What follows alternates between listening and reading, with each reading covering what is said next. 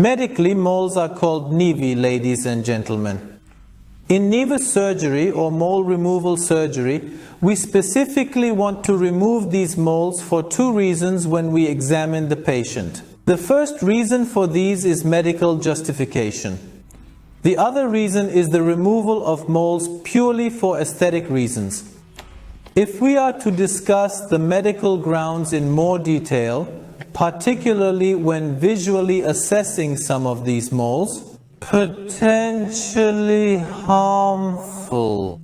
We worry about the risk of transforming into cancer. We must remove this entire mole medically. And after removal, we must ensure a pathological exam happens. Pathological examination is naming this benign growth under the microscope. If this mole is reported as benign after removal and pathology, the patient is fully treated. Because this mole has been entirely excised, the patient will not face any potential issues related to it in the future. However, God forbid, if this mole is reported as a malignant cancer, then we will have this advantage. Because the early witness was set, the subsequent treatments the patient will receive will start early, and the chance of recovery will be very, very high. What I want to emphasize is what I hear from patients.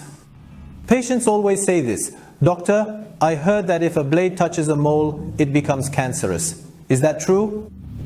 It has no scientific consistency or validity whatsoever. A mole won't become cancer just because a blade touched it during surgery based on patient reports. If a mole is cancer, it is cancer. If not, it is not.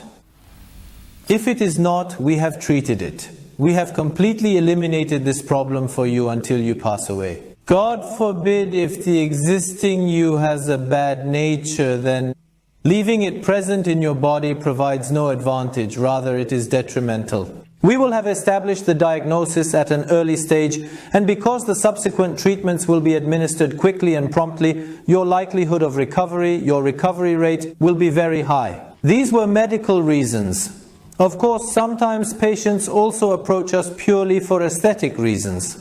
This applies whether they are brown-colored nevi or moles, or the lesions commonly described by the public as flesh moles, which we term skin tags. In every scenario, we eliminate these entirely from your body using a surgical technique, regardless of whether they are located on your face or elsewhere on your body. And I want to reiterate that, as I stated previously, there is no risk of cancerous transformation due to the surgical procedure performed on them. The second frequent question is, "Doctor, will there be a scar?"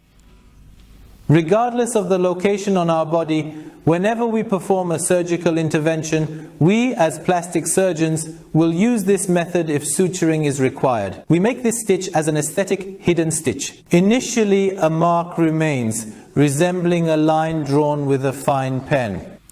In the early period, this appears slightly redder than normal. 1 week to 10 days after your surgery, we begin scar treatments using silicone creams. And with this treatment, this scar fades over time and becomes barely noticeable when it achieves skin tone color. For this, the patient essentially needs to be patient. And during examinations, I generally tell my patients this: no matter who the surgeon is who performs your operation, even if he were an incompetent surgeon, the worst scar he leaves won't be as noticeable as your mole. Therefore, regarding the scar, especially in mole surgery, I advise you to have no questions in your mind.